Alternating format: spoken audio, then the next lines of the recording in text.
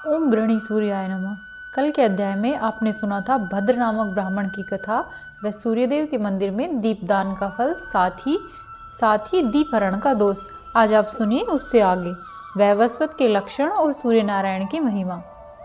विष्णु भगवान पूछते हैं कि हे ब्रह्मा जी, सब मनुष्य विष, रोग, ग्रह और भांति भांति के उपद्रवों से पीड़ित होते हैं।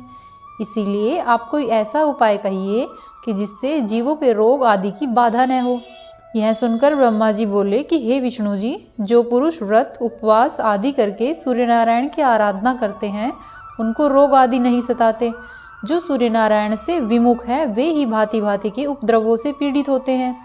सूर्य नारायण के भक्त पर सब ग्रह सौम्य दृष्टि रखते हैं, कोई उसका घर्षण नहीं कर सकता, रोग उसके समीप नहीं आ सकते। परंतु सूर्य नारायण का अनुग्रह उसी पुरुष पर होता है जो सब जीवों को अपने समान माने और भक्ति से उनकी आराधना करे।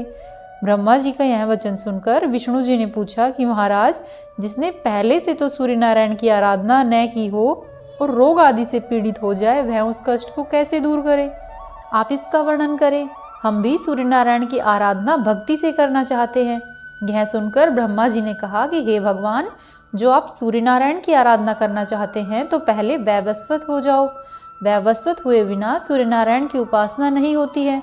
मनुष्यों के पाप जब क्षीण होते होते थोड़े शेष रह जाए तब सूर्य नारायण और ब्राह्मणों में भक्ति होती है, जिससे पुरुष मुक्ति पाता है। अब आप भी वैवस्वत हो सूर्य नारायण की आराधना करें। भगवान ने पूछा कि हे ब्रह्मा जी, वैवस्वतों के क्या लक्षण हैं और वैवस्वतों को क्या करना चाहिए, यह आप कहे। तब ब्रह्मा जी कहने लगे कि हे विष्णु जी, मन, वचन, कर्म से सूर्य नारायण का भक्त हो और जीव हिंसा कभी न करे। ब्राह्मण, देवता और भोजक इनको नित्य ही नमस्कार करे। पराया धन न हरे। देवता, मनुष्य, पशु पक्षी, पीपल, वृक्ष, पाषाण, काष्ठ, भूमि, जल, आकाश, दिशा, इन सब में सूर्य नारायण को व्याप्त समझे और अपने को भी सूर्य नारायण से भिन्न न समझे, वह वैवस्वत होता है। जो जीवों में दुष्ट भाव रखे वह कभी भी वैवस्वत नहीं हो सकता। जो पुरुष न किसी से प्रीति और न किसी से वैर रखे, निष्काम भक्ति से सूर्य नारायण की आराधना करे, वह वैवस्वत कहलाता है। जिस उत्तम गति को वैवस्वत प्राप्त होता है वह योगी और बड़े बड़े तपस्वियों को भी दुर्लभ है। जो सब प्रकार से सूर्य भगवान का दृढ़ भक्त है वह धन्य है, वह नीच कुल में कभी उत्पन्न नहीं होता है। भक्ति से आराधना करने से ही सूर्य नारायण का अनुग्रह होता है, बाहर के आडंबर से कुछ प्रयोजन नहीं होता। सूर्य नारायण की दक्षिण किरण से हम उत्पन्न हुए हैं और उनके ही अनुग्रह से सृष्टि रचते हैं। आप भी उनकी वाम किरण से ही उत्पन्न हुए हो और उनकी इच्छा से ही सृष्टि का पालन और दैत्यों का संहार करते हो। इसी भांति रुद्र, इंद्र, चंद्र, वरुण, पवन, अग्नि आदि सब देव सूर्य नारायण से उत्पन्न होकर उनकी ही आज्ञा अनुसार अपने अपने कार्य में प्रवृत्त हो रहे हैं।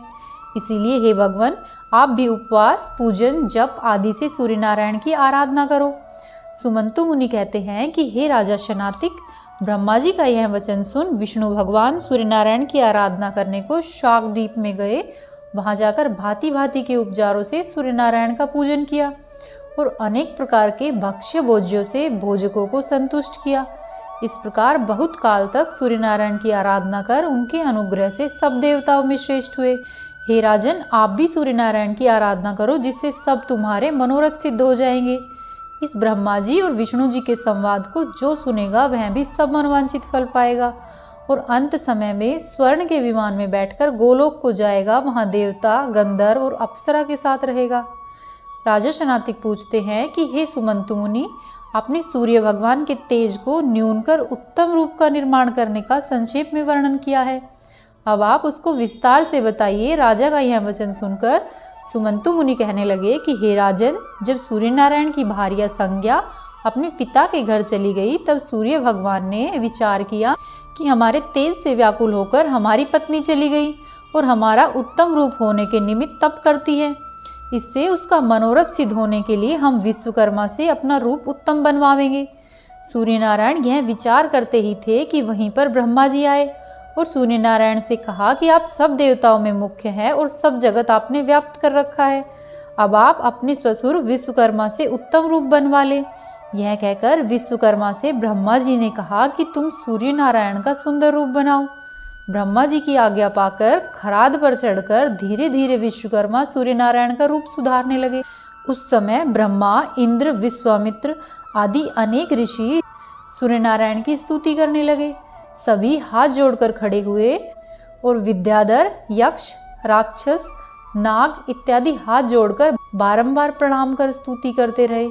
हा हा, हु, नारद, तुम्बरु आदि गंधर्व षडज, मध्यम, गांधार आदि स्वर, तिनी, ग्राम, मूर्छना और तान सहित राग गाने लगे। विश्वाची, घृताची, उर्वशी, तिलोत्तमा, मेनका, सहजन्या आदि अप्सराएं हाव भाव सहित नृत्य करने लगी। वेणु, वीणा, मृदंग, प्रणव, दुंदुबी, पटह आदि बाजे बजने लगे। गंधर्वों ने गान से, अप्सराओं ने नृत्य से और अनेक प्रकार के बाजों के शब्द से बहुत कोलाहल हुआ। सब देवता मस्तक पर अंजलि बांध प्रणाम करने लगे। इस प्रकार सब देवता, गंधर्व आदि के कोलाहल में विश्वकर्मा धीरे धीरे सूर्य नारायण का तेज छीलने लगे। हे राजा, इस कथा को जो भक्ति से श्रवण करेगा वह सूर्यलोक को प्राप्त होगा। बोलिए सूर्य भगवान की जय। अब आप सुनिए श्री सूर्य काष्ठम। आदिदेव नमस्तुभ्यं प्रसिद्धं मम भास्करं, दिवाकर नमस्तुभ्यं प्रभाकर नमोस्तुते। सप्ताश्वरथमारूढं प्रचण्डं कश्यपात्मजं, श्वेतपद्मधरं देवं तं सूर्यं प्रणमाम्यहं। लोहितं रथमारूढं सर्वलोकपितामहं, महापापहरं देवं तं सूर्यं प्रणमाम्यहं। त्रैगुण्यं च महाशूरं ब्रह्मा विष्णु महेश्वरं, महापापहरं देवं तं सूर्यं प्रणमाम्यहं। बृहितं तेजं पुञ्जं च वायुमाकाशमेव च, प्रभुं च सर्वलोकानां तं सूर्यं प्रणमाम्यहं। बन्धुकपुष्पसङ्काशहारकुण्डलभूषितम् एकचक्रधरं देवं तं सूर्यं प्रणमाम्यहं। तं सूर्यं जगत्कर्तारं महातेजप्रतीपनं, महापापहरं देवं तं सूर्यं प्रणमाम्यहं। तं सूर्यं जगतां नाथं ज्ञानविज्ञानमोक्षदं, महापापहरं देवं तं सूर्यं प्रणमाम्यहं। बोलिए सूर्य भगवान की जय। उम्मीद है आपको आज की कथा अच्छी लगी होगी। यदि कथा पसंद आई तो वीडियो को लाइक करें, चैनल को सब्सक्राइब करें और वीडियो को अवश्य ही शेयर